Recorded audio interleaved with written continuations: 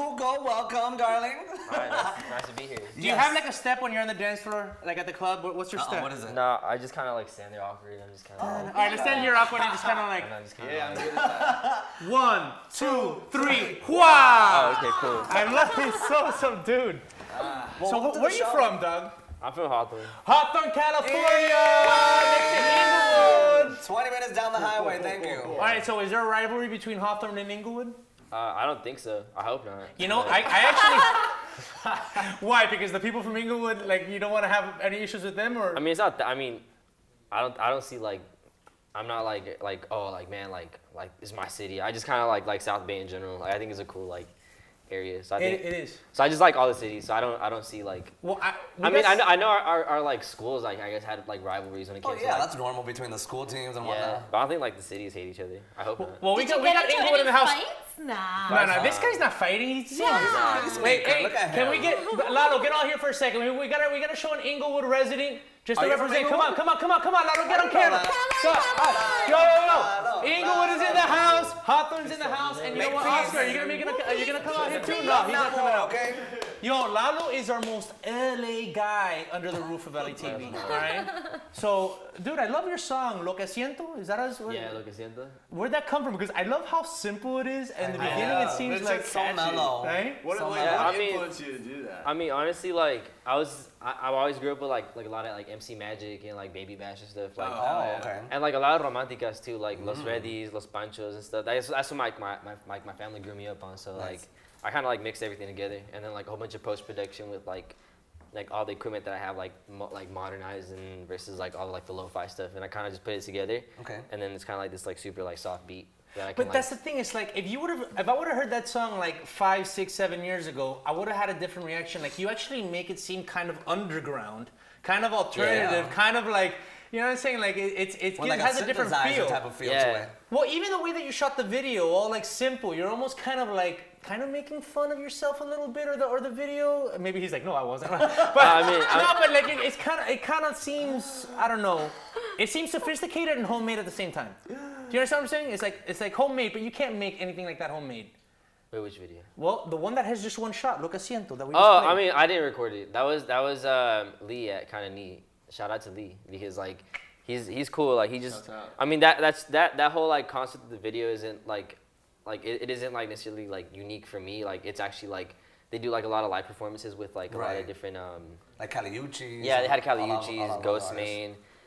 They had like Kamasi Washington out there, so it was like cool that I had seen like some of my favorite artists, and I was like, all right, cool. Now it's my turn to do it. Nice. So that's So I'm a little curious with you, Yeah. with something specific. Like, what about your following and like all these fans and all these people that follow your career and have actually followed your journey throughout the way? You started on Twitter, Yeah. right? I kind of just blew up with like a video. And then how did it start that, from opening the Twitter account to where it's at now and how you got discovered? Can you tell us a little bit about it? Yeah, it was weird. Like Twitter was never like my main platform. Like I was using Instagram, and like I was like a metalhead, so like I would always put like a bunch of like metal videos, me playing guitar, and like it was everything like super complicated.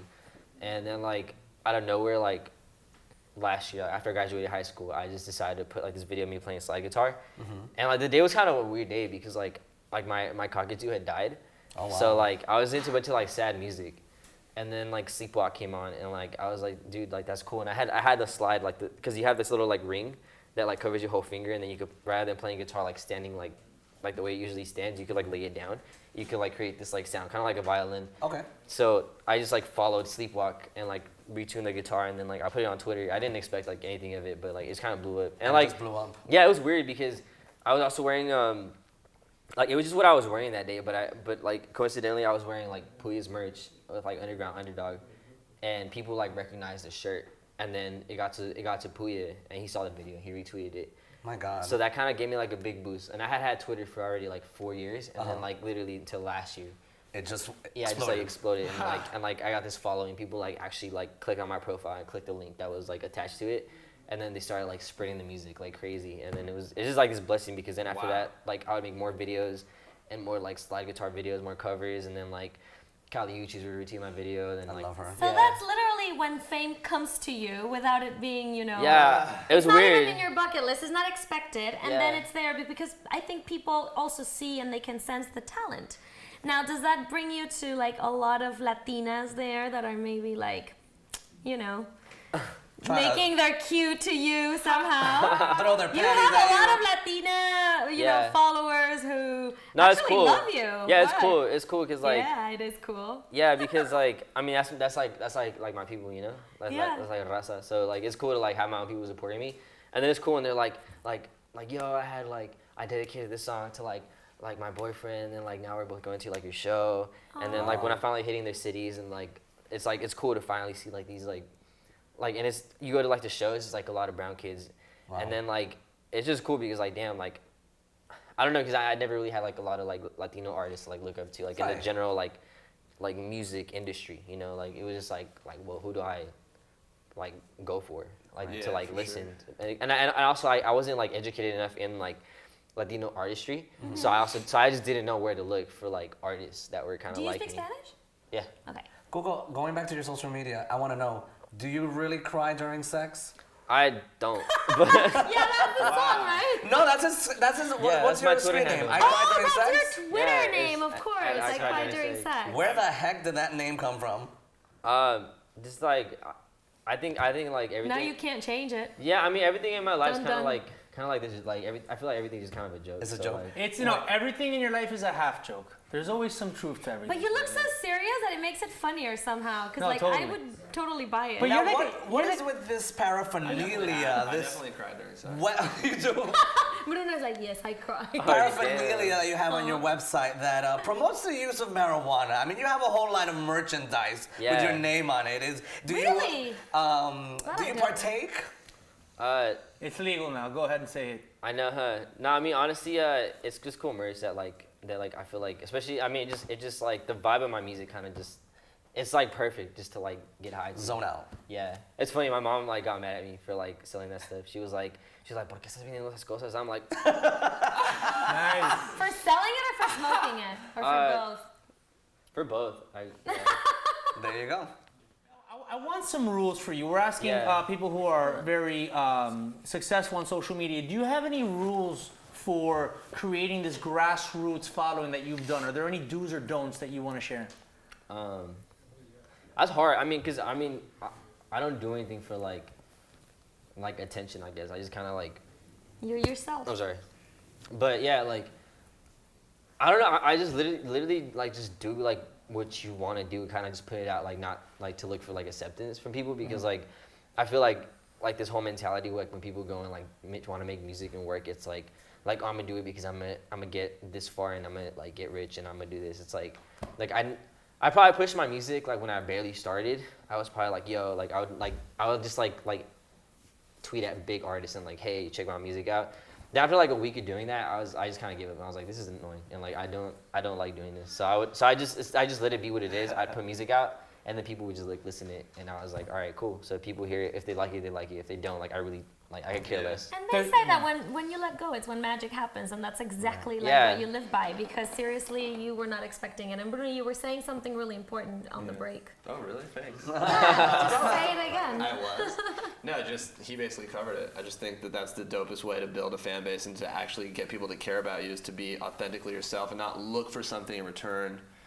Just share your art, and then like if people sign on to that, then it's like, I'm actually doing something really powerful. Yeah. And then you build. But yeah, anyway. Yeah, Cool. so I totally agree with that. Like I just do it and it's like if it happens, it's weird because like I'm not a spotlight person. Like it's I kind of like I have this like love-hate thing with like being the artist like at like stake everything, dude. It's like I'm such a like in school and everything I was like just so used to like I was like really just weird, dude. Like and not like weird because I feel like now when people say like that they're weird, it's like they're just trying to look like oh like they're so like outcasted, Yeah, like it's, they're like, so fake cool, weird. but like no, dude, like it sucks. Like, no, I'm it's, weirder. Yeah, it's like dude, like it sucks. Like it's actually a really like terrible feeling.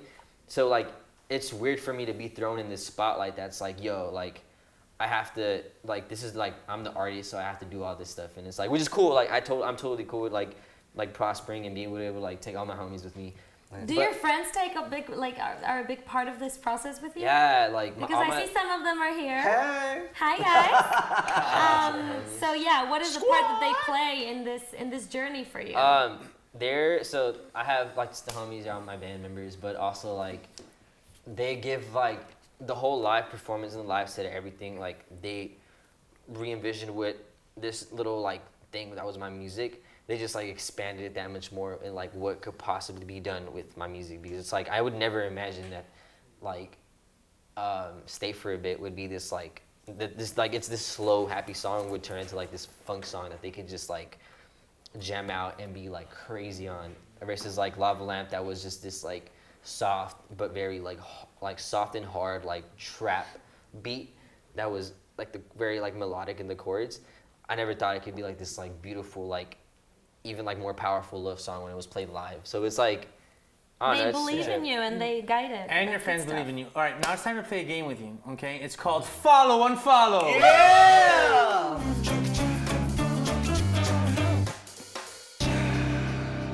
So, I'm gonna give you a couple parties, a couple people. You're already like cheating, and you know what? This is not on it. I lost the paper with the actual follow and follow, so I'm doing it from my head, but I'm holding this to make it look official. But he's like looking over here, and he's block 5. So I'm gonna give you 2 people. You're gonna decide based on what I'm telling you who you're gonna follow and who you're gonna unfollow. Let's say on Twitter where you're very popular. Okay. So these are the 2 people: Eminem and Kid Rock, and I'll tell you what's happening between the 2 of them. They're both from Michigan. They're both white rappers. Eminem just recently coming out against Trump. We know where he stands. He slammed him. I forgot what was the situation. Dennis, you probably saw it. What was it? I did not see this. Okay, he did like new to this. it was like the BET Awards or something like that, okay. where he had some song. Bruno, what was it? He just did a cipher about Trump, like 4 minutes. a cipher. Oh yeah, I saw that. Yeah, I saw that one. So and then Kid Rock is like some Ted Nugent type rapper, Republican. You don't know who Ted Nugent is. He's he shoots animals with guns, and he's like camouflage caps. And so Kid Rock was actually been invited to the White House by Trump and took a picture with him with Ted Nugent and who was the Alaska woman? Terrible. And, Sarah Palin. They're both considering running for Senate. Well, Kid Rock is definitely considering running for Senate, and Eminem might go against him.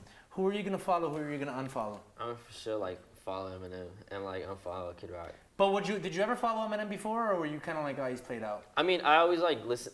I always put on music at a young age because like my uncles like always put me on to like rap just in general, like underground and like what was more like mainstream. Yeah. So I grew up from like listening like 50 Cent and Eminem to like Jedi Mind Tricks and like Immortal type stuff. So it's I like what you're listening to now with the Jedi Mind Tricks and the Immortal. And so second one is Stephen Colbert. Do you know who he is? I love this guy. Stephen Colbert is one of the... Okay, so there's a bunch of late night talk shows. There's one of Stephen Colbert, Jimmy Kimmel, and who's the other one? Jimmy Kimmel. And Fallon, the unfunny Jimmy one. Fallon. So Jimmy we're gonna Fallon. stick with the 2 funny ones, okay? Stephen Colbert and Jimmy Kimmel. They've both gotten very political. A lot of comedians have gotten very political. They kind of have to these days. Well, some would say that a lot of comedians are not being funny anymore. I mean, be political, but be funny. Right. Stephen Colbert, though, is very funny with his politics. Jimmy Kimmel has gotten very serious, especially after the Vegas shooting, because Jimmy Kimmel was from Vegas and he started crying and stuff like that. Which one do you think is more effective? I'm asking him about one person he doesn't even know. Are you sure you don't know Stephen Colbert? He was on Comedy Central. He does like the crazy character. I never had cable, so I know what Comedy Central is, but I never had cable. He doesn't care about that stuff. Okay, so who are you gonna follow? I mean, what's their stances, I guess, but like They both hate Trump, but like Stephen Colbert is like hard hitting, trying to like make sarcastic jokes, and Jimmy Kimmel just like started crying the other day. I feel like the jokes are like, I guess like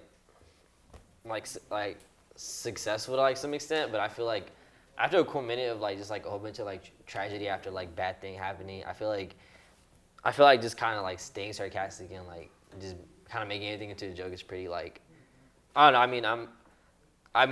You'll go with Jimmy Kimmel. You're like Yeah, too soon. Yeah, like and don't get me wrong, like I always like make jokes about everything, but like I feel like in these type of situations, like I probably just there's no room for jokes. Yeah, I'd probably follow hear you. with like Jimmy Kimmel. Okay, Like, I'm gonna follow Jimmy Kimmel too. Really quick, cause we gotta go. Who are you guys following? Jimmy Kimmel, Stephen Colbert. Eminem, but Stephen Colbert, Jimmy Kimmel. I'll go with Steven because I can't get Channel 7 on my antenna, so I never get to watch I'll it. go with Jimmy Kimmel because it was a very tough thing. And I like Colbert. I don't like Kimmel. Okay. I like him a lot. I used to like Colbert, but his act is she's not making jokes anymore. He's just being angry. And I'm the one that's supposed to just be angry and not make jokes. You're still angry, Garnet. Cuco, you're the bomb. Listen, not only do I want you to come back, but like when you're 21 and you can go out and we can go to the bar, I want to take you out for a drink. We can have fun. You can bring your homies and we can sing a song, all right?